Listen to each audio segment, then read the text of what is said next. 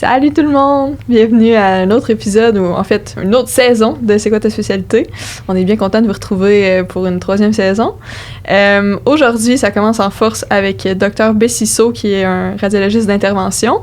C'est le deuxième Bessisseau qu'on reçoit au podcast, qu'on avait reçu son frère, qui est gastro-entérologue la saison passée. Puis encore une fois, ça a été un super épisode. Ouais, donc ça, si vous voyez une petite ressemblance physique, c'est pas le même médecin. C'est le frère. Mais non, joke à part, c'était super intéressant. La radiologie d'intervention, je pense que c'est un milieu qu'on n'est pas trop exposé durant notre médecine, puis qui est vraiment, vraiment différent de l'image qu'on se fait de la radiologie typique. Puis ça vaut vraiment la peine d'écouter l'épisode pour voir si c'est quelque chose qui pourrait vous intéresser, quelque chose qui pourrait peut-être aller toucher, genre un peu comme votre habileté manuelle et votre curiosité, genre d'invention un peu. Il disait que c'est vraiment à court de la technologie que ça suivait ce cours-là. En tout cas, j'arrête de jaser. Moi, je vous dis juste, allez écouter l'épisode. Bon épisode! Donc, avant de commencer l'épisode, j'aimerais ça remercier notre commanditaire officiel, Archer. Archer, c'est une firme de finance qui se démarque vraiment par sa simplicité, sa rapidité d'exécution et son expertise. Oui, puis c'est une firme qui est spécialisée en médecins. Donc, n'hésitez pas à les contacter là, si vous avez des questions par rapport aux bourses, à la marge de crédit, à des assurances invalidité ou à des options de placement. Oui, puis en plus, les rendez-vous sont gratuits. Donc, on met le lien en dessous du vidéo. Pour vrai, vous ne perdez rien à aller les rencontrer. Ça vaut la peine.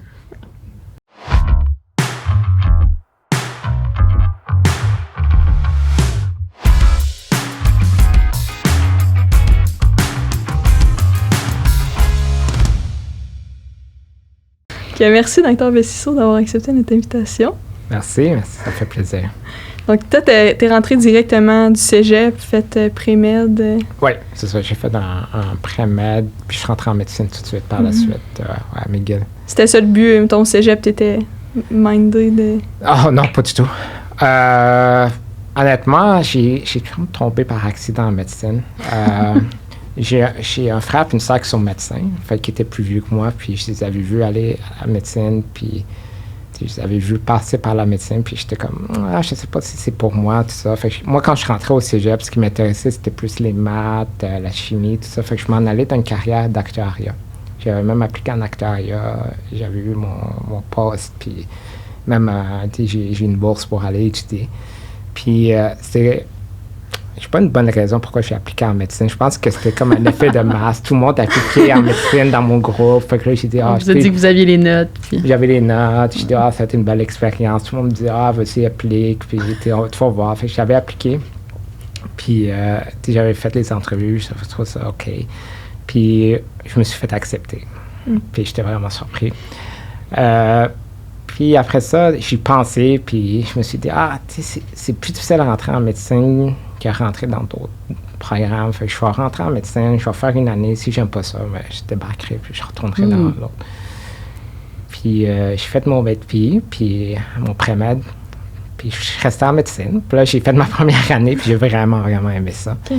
Puis c'est surtout, ça a vraiment cliqué quand on a commencé à avoir des patients, puis aller en clinique, puis tout ça. Fait que là, ça a vraiment décliqué. Puis j'ai commencé à adorer ça. Fait que là, je suis resté en médecine, puis depuis, je suis dedans, puis c'est devenu plus une passion, une vocation qu'autre chose. Fait que, tu sais, c'est vraiment... Ouais, c'est drôle. Y a-t-il des moments que vous avez hésité, tu sais, pendant le parcours, que vous vous êtes dit « j'ai-tu fait le bon choix? » Oui. Tu sais, je te dis, l'année pré-med, je trouvais ça un peu difficile parce que c'était beaucoup de théorie. Je trouvais ça un peu difficile.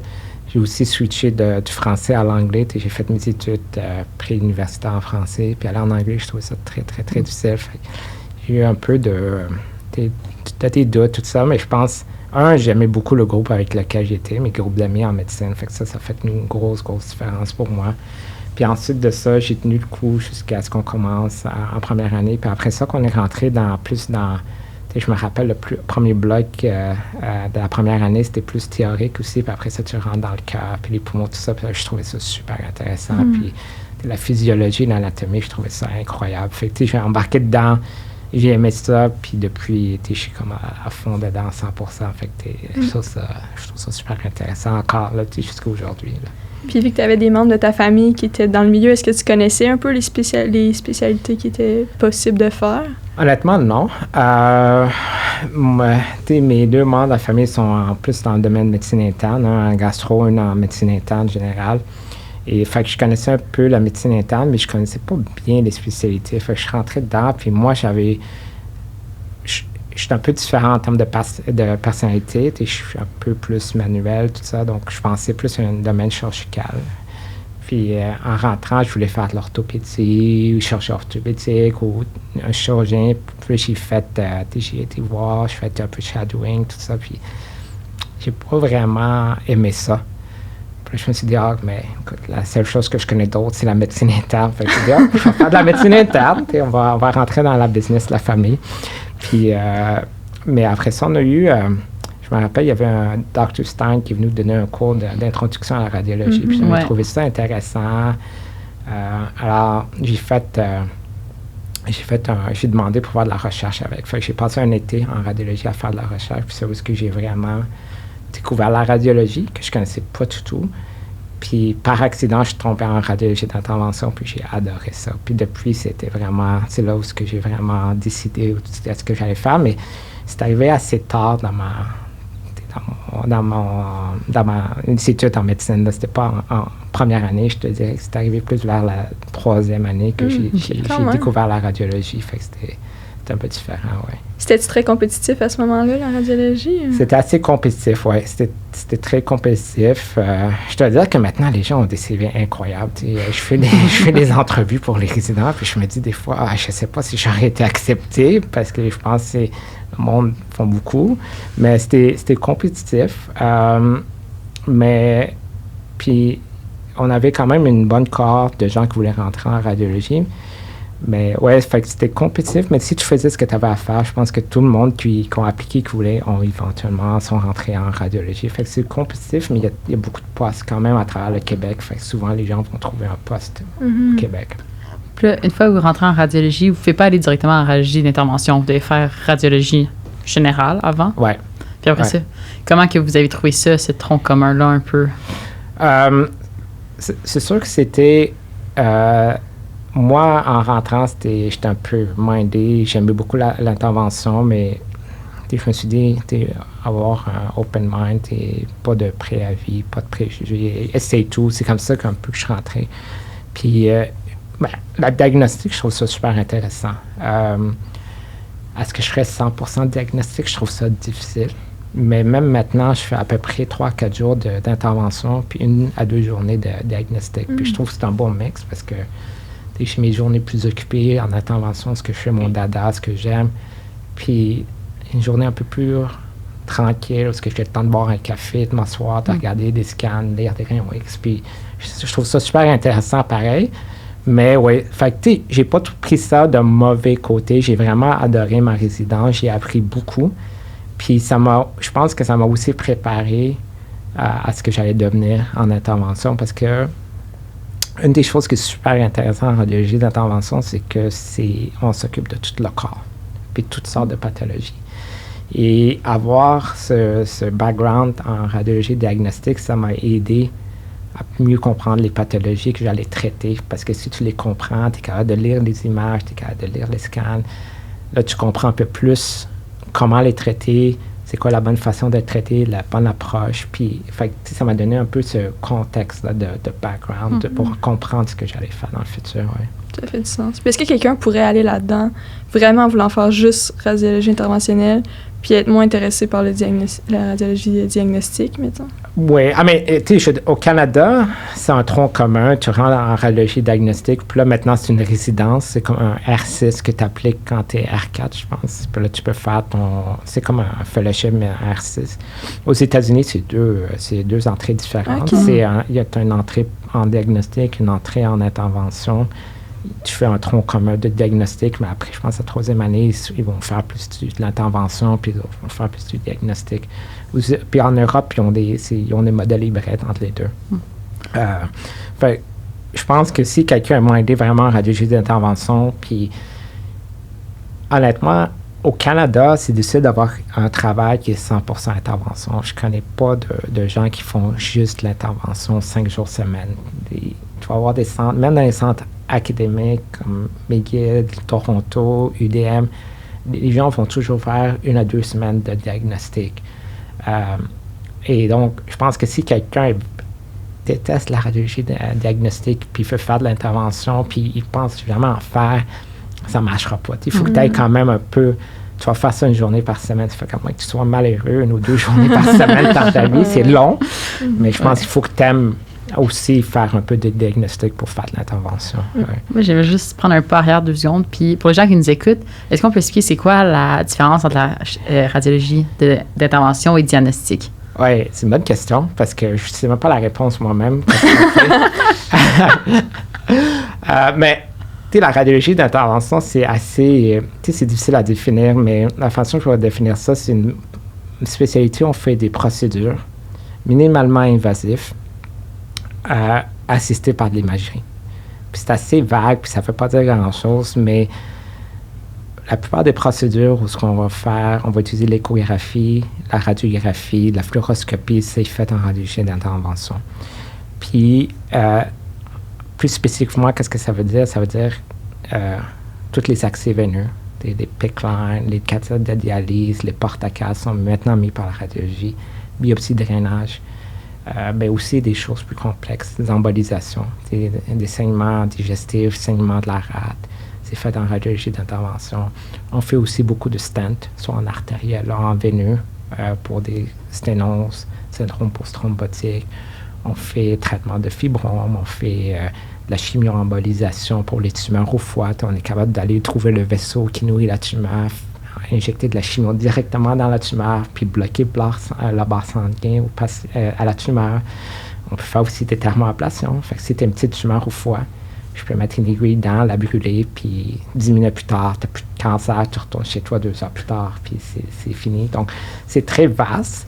Ça évolue très rapidement parce que c'est un domaine qui est très proche de la technologie. Donc, à chaque 2-3 mois, on a un nouveau outil qui sort. Puis c'est une des choses le fun dans la spécialité, c'est que c'est comme tu es toujours celui qui a le nouveau iPhone là, quand ça sort.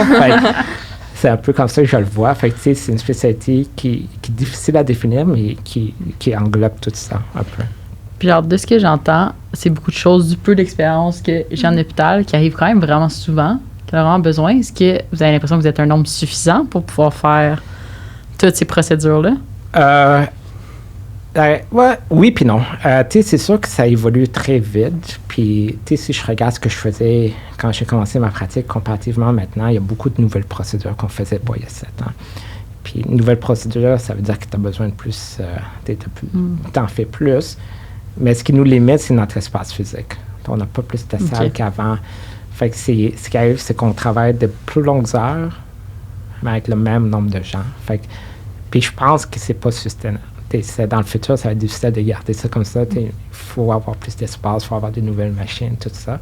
Puis c'est où est-ce qu'on va avoir besoin de plus de gens. En ce moment, c'est un domaine qui est très en demande.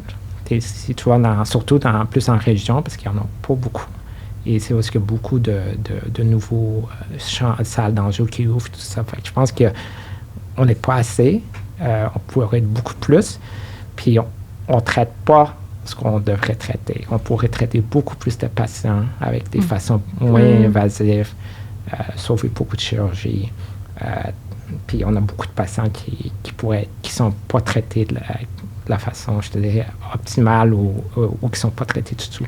Il faut que le shift se fasse. C'est quand il y a, mettons, une nouvelle découverte pour telle condition, que ça passe de comme chirurgie à comme une intervention plus minimalement invasive. Oui, c'est ça. Il y a ce shift-là qui se fait. Fait que comme, par exemple, les fibromes utérins, au lieu de faire une myomectomie ou puis je ne dis pas qu'on est l'alternative à tout. Je pense que comme dans toute pathologie en médecine, il y a toujours des patients qui font mieux dans cette catégorie-là.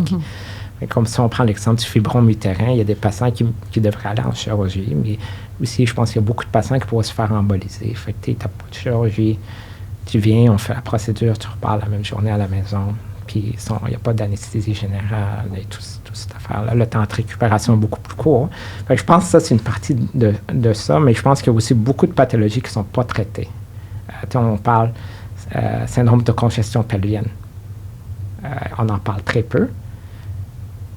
Je dois avouer que je pense même pas que je sais quoi. Non. Tu vois, ça prouve mon point, ce qui est bien. Après 3 ans de métier. Oui, c'est ça. Puis on en parle Lire pas, mais là-dessus tu sais, ce soir. c'est des patientes qui étaient patientes souvent après 2 grossesses qui ont une dilatation des veines ovariennes avec une dilatation des veines péripelviennes qui se ramassent avec des douleurs pelviennes chroniques. Puis c'est quelque chose qui est très peu, tu sais, vous n'avez pas d'exposure en médecine, les gens n'en parlent pas beaucoup.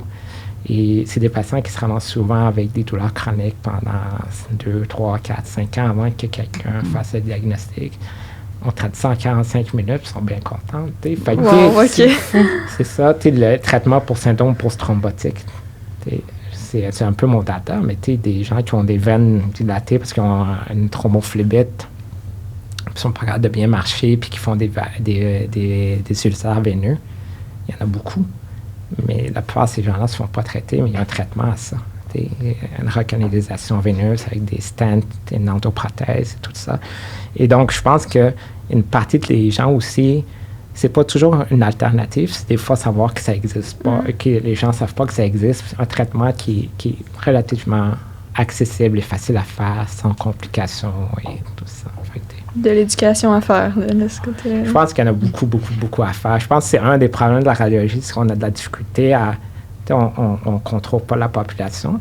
Fait que c'est difficile de patience. Donc, c'est difficile des fois d'aller chercher les patients et de dire oui, il y a une alternative à ça. Fait que je pense qu'il y a beaucoup d'informations à faire, beaucoup d'éducation à faire pour dire oui, c'est une pathologie, c'est pas des femmes qui ont des douleurs, qui se plaignent pour rien, puis il y a un traitement, puis on peut le faire facilement de façon sécuritaire, puis de juste créer tout ça. Puis ce qu'on on essaie de faire de plus en plus, c'est de créer des services de clinique. Là. Ce qui est bizarre, le monde me dit un radiologue qui a une clinique, c'est quoi ça? Mais parce que c'est des pathologies justement qui ne sont pas connues. Fait que, on voit les patients avant, on leur explique, on les diagnostique, on fait le traitement, puis on les suit après, justement. Fait que, ça fait partie de la radiologie d'intervention. C'est drôle parce que souvent on imagine les radiologues comme des gens qui n'aiment pas trop les contacts avec les patients, mais là, ce que vous décrivez, c'est complètement le contraire. Là. Ouais. Vous voyez vraiment des patients souvent, à tous les jours presque. Tous les jours, on a des cliniques. Ici à McGill, on a 3-4 cliniques par semaine. Fait que presque à tous les jours, on a des cliniques. Fait qu'on voit des patients avant et après les procédures.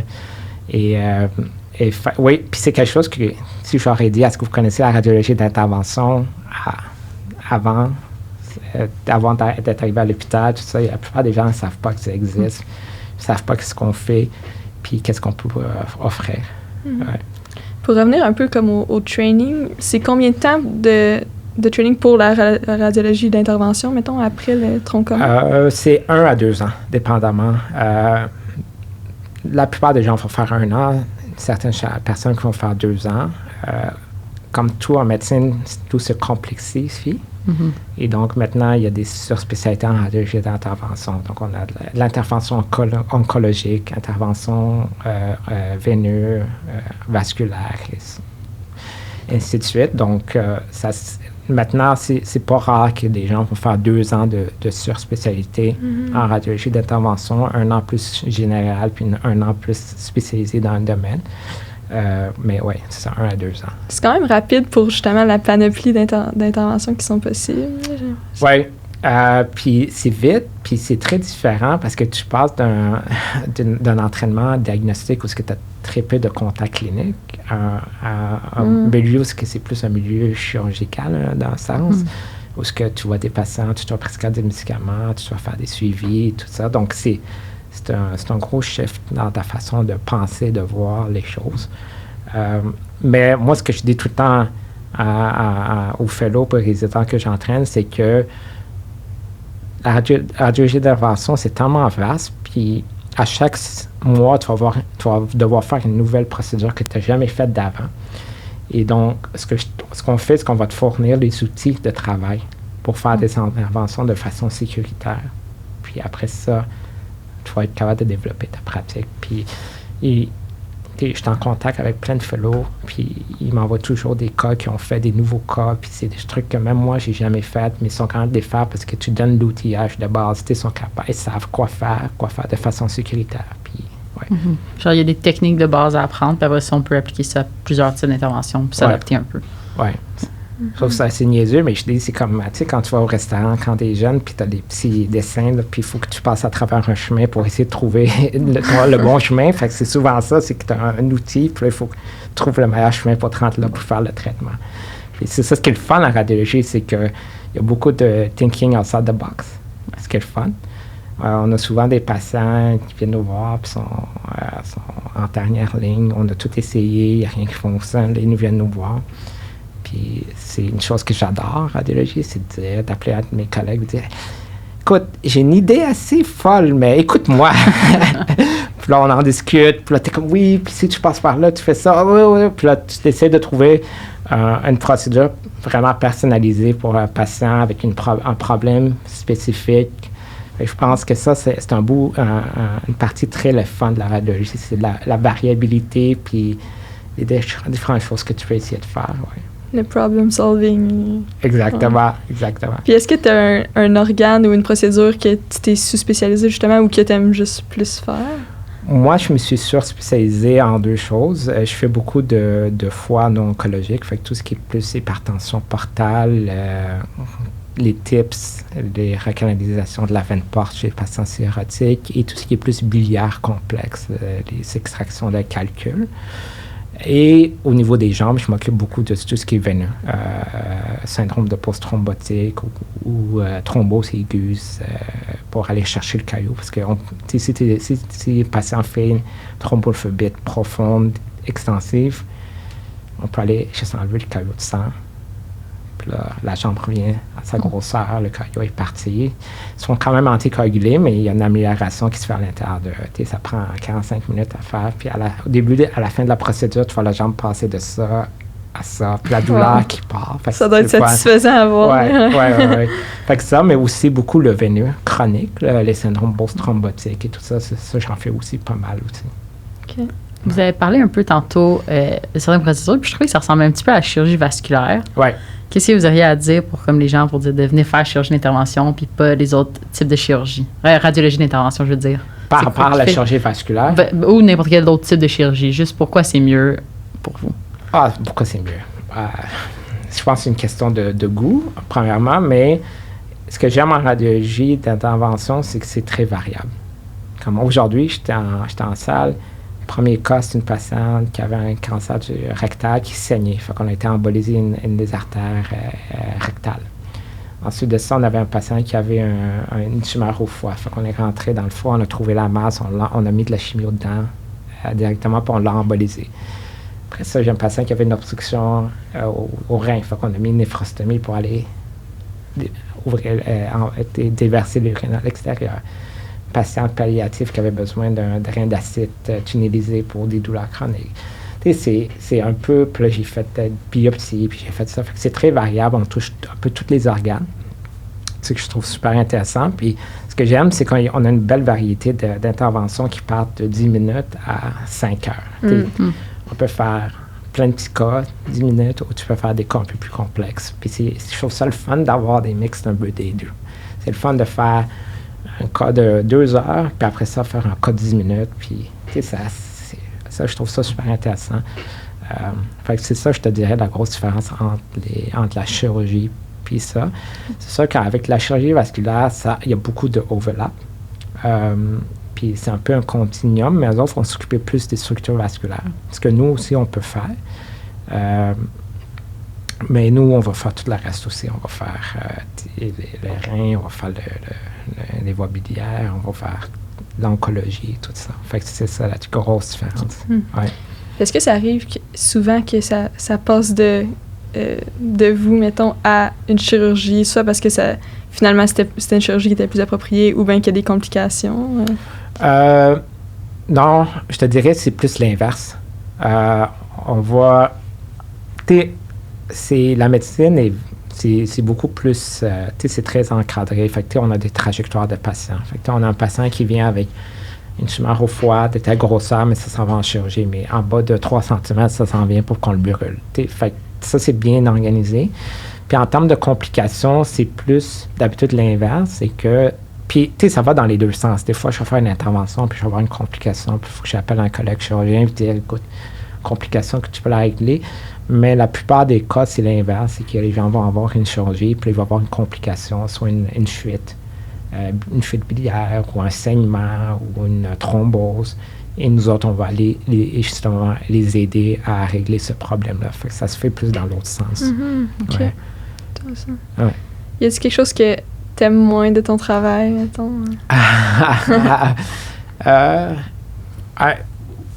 Oui. C'est assez demandant, puis comme tout, je pense, tout travail en médecine, ça devient la charge de travail est de plus en plus lourde. En radiologie d'intervention, je pense que ce qui est plus difficile, c'est qu'on ne contrôle pas nos patients. Fait qu'on est un peu à la merci d'autres spécialités.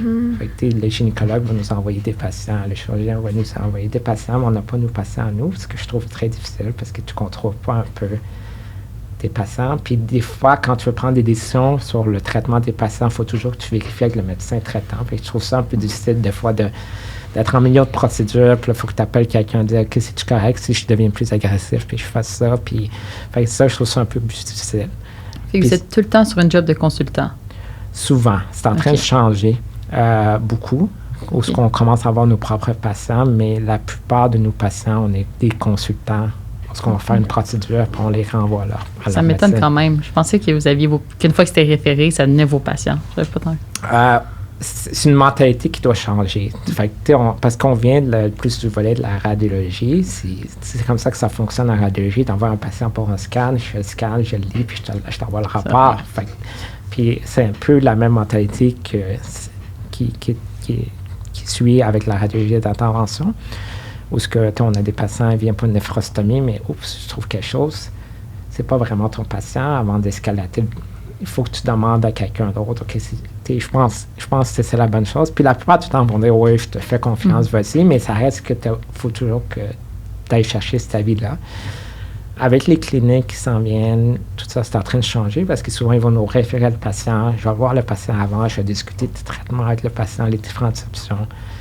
Puis je vais faire le traitement. Puis si j'ai besoin de changer le traitement, mais là, tu as le lien avec le patient, tu peux lui parler, tu dis, écoute, ça marche pas, on va faire ça, t'es correct, oui, OK, c'est ça les risques, boum, on continue.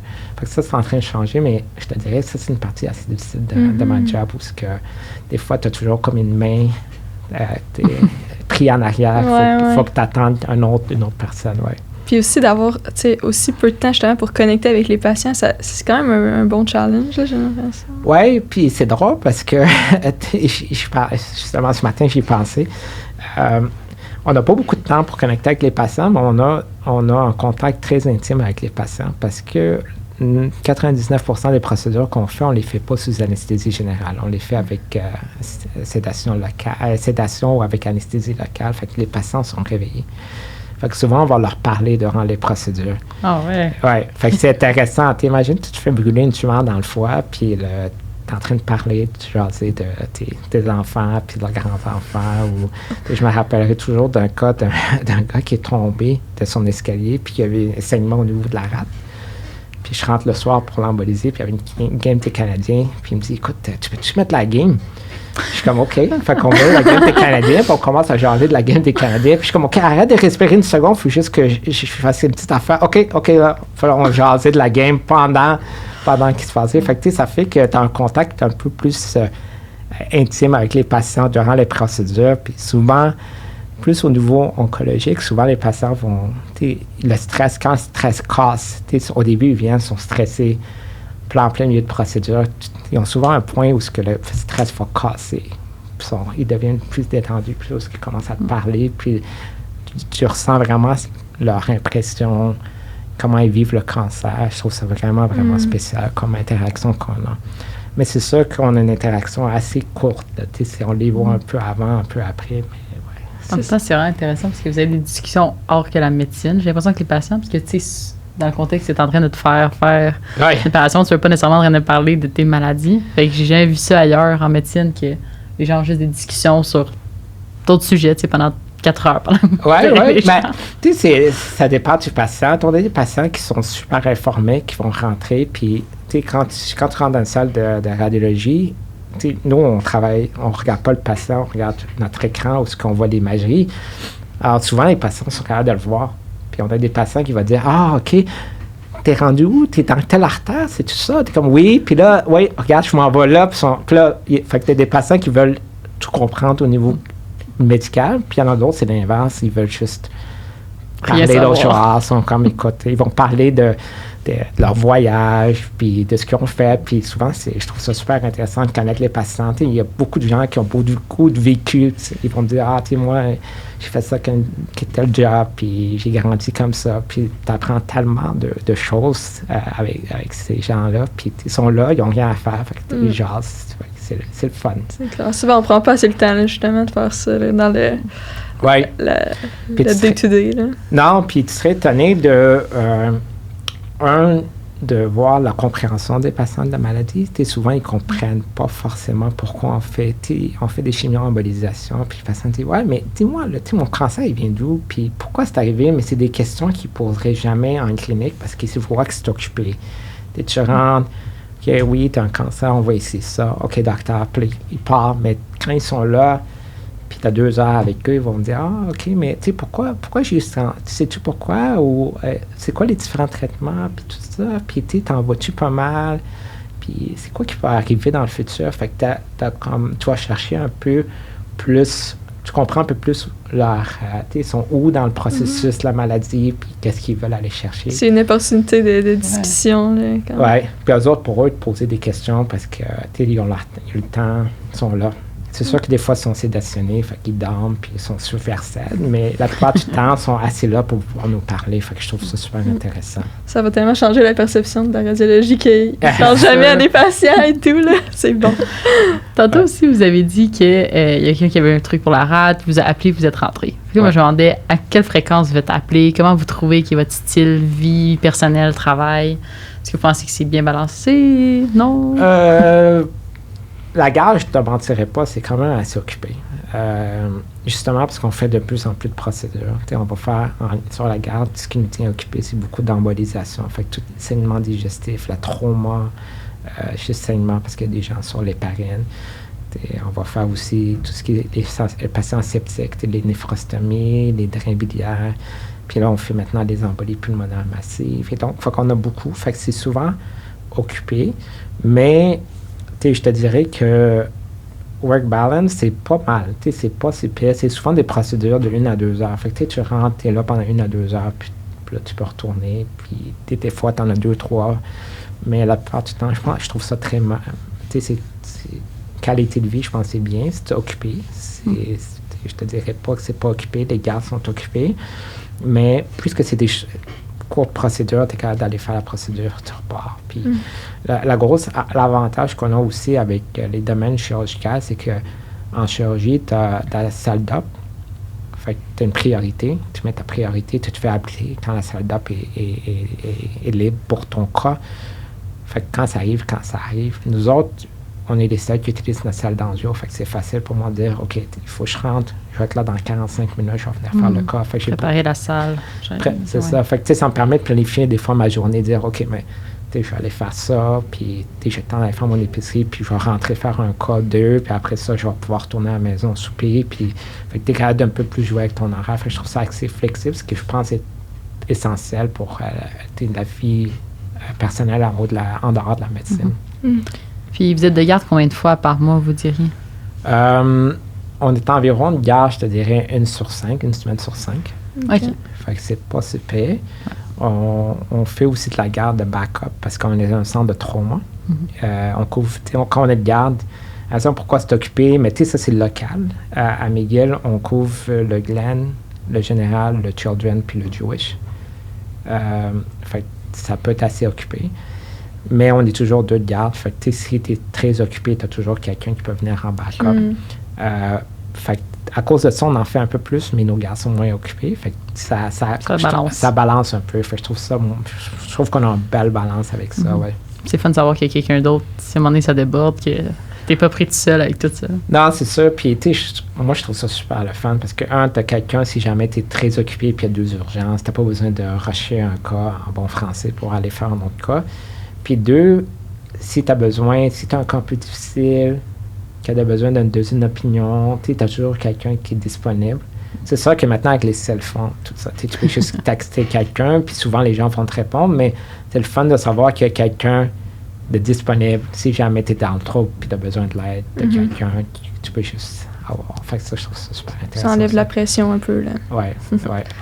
Puis, mettons, je pense que c'est quelque chose qu'on entend un peu, là, tu sais, des fois, que c'est comme une bonne option, la radiologie d'intervention, pour ceux qui aiment les procédures, mais qui veulent avoir quand même une vie. Est-ce que c'est vrai que c'est comme mieux que les trucs chirurgicaux? C'est qu'on entend ça beaucoup. Ouais. Je pense pas que c'est moins occupé. Je veux dire, comme je veux dire, cette semaine, je fais 5 jours dans le jour, par exemple. C'est de 7h45 à 5h. Fait que c'est quand même des journées occupées. Je vais faire entre 15 et 22 cas par jour. Oh, quand même. Ouais. Fait que c'est assez occupé. Pas le temps pour dîner, là. Non, c'est ça. C'est des lunchs de 10-15 minutes là, là, entre 2 cas. Fait que c'est assez occupé. Puis on fait 3 à 4 jours par semaine de procédure. Fait que c'est des journées assez occupées. Fait que je dirais pas que c'est plus relax que des spécialités chirurgicales. Je pense que dans les 2 cas, je pense que c'est quelque chose qui est très demandant. Ouais. Aujourd'hui, c'est vraiment un domaine, de ce que j'ai compris, là, entre étudiants, qui est quand même compétitif. Est-ce que vous avez des conseils pour les étudiants qui cherchent à vouloir rentrer en radiologie ou en radiologie d'intervention? Qu'est-ce qu'ils devraient faire durant la médecine? Est-ce qu'il y a une recette miracle un peu pour rentrer? Ouais, recette miracle, non. Je dirais que, premièrement, moi, en tout cas, quand je fais des entrevues, je trouve que j'ai beaucoup de respect pour les gens qui ne disent pas dès jour 1 de la médecine que je vais rentrer en radiologie. C'est ça que j'ai un peu plus de difficulté. Je pense que j'ai beaucoup plus de respect pour les gens qui disent, moi, je suis rentré, je vais avoir un esprit ouvert, je vais essayer quelques petites choses, puis là, je vais découvrir ce que j'aime vraiment. Parce que ça, je trouve que c'est la bonne approche. Puis c'est où ce que tu vas vraiment comprendre les différentes spécialités, puis tu dis, oui, mais ça va plus me chercher. Fait que ça, je trouve ça important. Je trouve qu'une fois que tu sais qu'est-ce que tu veux faire, je pense que c'est bien de faire des stages à option.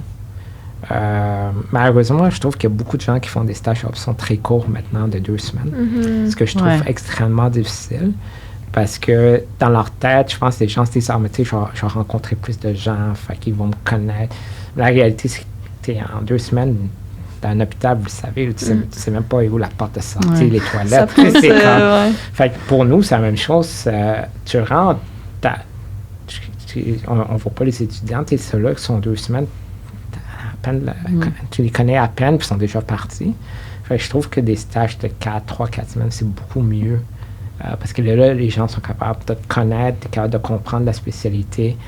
Ils sont capables d'écrire une lettre de référence plus personnalisée, meilleure. Puis toi, en tant qu'étudiant, tu comprends beaucoup plus la spécialité. Puis tu sais vraiment c'est ce que tu veux faire ou pas. Ça, je trouve ça super important. Sinon, faire un peu de recherche, je pense que c'est important, ou t'es inclus. Je dis beaucoup aux gens, essayer de connecter avec les résidents puis les fellows, parce que souvent, ils vont aller prendre une bière, ils vont souper ensemble, puis si tu fais partie du cercle, c'est plus facile parce que le monde te connaisse, puis les gens vont venir nous voir, vont dire, c'est une bonne personne, on aimerait ça l'avoir. Puis, je te dirais que ça, c'est 80% du travail, c'est de faire ça. Puis l'autre 20%, c'est l'entrevue. Puis l'entrevue, ce que je te dirais aussi, c'est que faut que tu fasses attention d'être pas trop générique.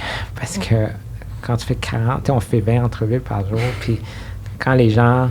Il faut que tu trouves un moyen de te démarquer. Tu sais, des gens qui disent « Ah, j'aime l'anatomie, j'aime la physiologie », puis t'es comme « Oui, mais pourquoi? » Fait qu'il faut que tu réussisses à te démarquer. Puis je pense que les gens, il faut qu'ils se préparent un peu. Tu sais les questions qu'ils vont te poser. Puis d'essayer d'aller chercher quelque chose d'un peu plus individuel pour qu'on se rappelle de toi. Ah oui, c'était intéressant. Être mémorable. Dit ça. Hein? Être mémorable. C'est ça. Fait que je pense que ça, c'est un gros plus aussi pour les gens pour les entrevues, tout ça, c'est de dire, ah, OK. Peut-être pas juste dire ce que vous voulez entendre, mais ce que les gens pensent vraiment. Ça va plus marquer que... Oui, puis d'aller chercher quelque chose d'intéressant. Tu le sais ce que les gens vont dire. Puis il faut que tu ailles chercher un petit spin un peu différent sur les choses, puis dire, quelque chose de différent. Puis là, les gens vont se rappeler ah oui, c'était intéressant ce qu'elle a dit, elle a fait ça, puis fait ça c'est le fun. Fait que je pense que ça, c'est un gros plus que les gens peuvent faire. C'est beau. Puis sinon, vous avez mentionné une petite chose, juste questionner là-dessus, vous avez parlé comme aller voir les résidents, aller voir les fellows. Genre, il y a beaucoup de gens qui disent ça, mais comme je comprends pas trop comment ça se fait en tant que tel. Tu sais, je sais pas comment dire, comme tu vas dans le milieu clinique, tu parles aux gens, et puis comme j'ai toujours l'impression, genre, en tout cas personnellement, que comme je vais taper ses nerfs du monde, genre, en posant des questions. Est-ce que parfois vous trouvez que les étudiants vous tapent ses nerfs, ou à chaque fois vous avez des personnes qui sont intéressées, vous êtes heureux, genre, d'avoir des questions? Non, puis moi, ce que je dirais aux gens, c'est que, tu sais, c'est une balance entre talent, t'es agaçant, puis être intéressé, mais, tu sais, je pense que la plupart des gens répondent bien aux gens qui sont intéressés. Ce que je te dirais, c'est que la plupart des médecins, c'est des gens, tu vas voir, c'est des gens extrêmement occupés. Tu reçois 1 million de courriels par jour. Puis, des fois, on n'a juste pas le temps de répondre aux courriels, mais ça ne veut pas dire qu'on n'est pas intéressé, qu'on veut pas, on vous trouve agaçant. Non, c'est juste des fois, c'est que tu es tellement pris dans tes choses que tu n'as pas le temps, mais fait que c'est bien de pousser de temps en temps. Écoute, je suis vraiment intéressé, est-ce que je peux venir? Puis souvent, les gens vont bien répondre à ça. Fait que je trouve ça intéressant. Puis l'autre chose que je te dirais aussi, c'est que quand tu appliques pour la médecine, souvent, ils vont chercher les gens qui ont des bonnes notes. Tu vas avoir un bon étudiant. En résidence, je trouve ça différent. Pour moi, on va avoir quelqu'un avec qui on va travailler pendant 5 ans. Je veux quelqu'un qui va être le fun à travailler, que je vais pouvoir m'entendre. Puis pour moi, que tu aies eu A+, ou 100% dans toutes tes courses, c'est moins intéressant. Je pense que si tu apprends bien, puis d'une belle personnalité, je préfère travailler avec cette personne-là que quelqu'un qui a fait 1 million de recherches, puis qu'il a eu des notes parfaites. Tu comprends? Fait que je pense que ça change la façon que... L'applicant en résidence, c'est différent d'applicant en médecine. On va chercher quelqu'un avec qui on veut travailler. C'est comme ça que je vois ça. Fait que je pense que c'est différent dans ce sens-là. Puis une des façons de démontrer ça, c'est d'être capable si tu vas te ramasser, tu fais une station option, puis les résidents sont là, ils vont faire un barbecue.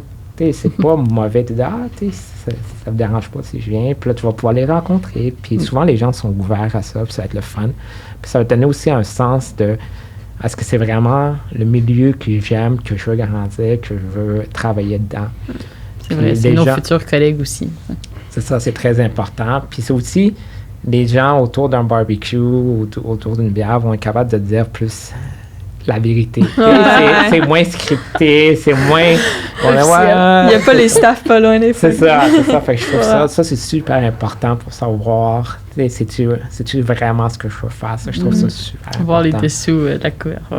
Est-ce que vous avez un dernier conseil, un dernier mot à dire pour les étudiants qui nous écoutent en ce moment? Oui, qui veulent choisir leur spécialité. C'est peut-être des questionnements qui, pour vous, sont clés, mettons.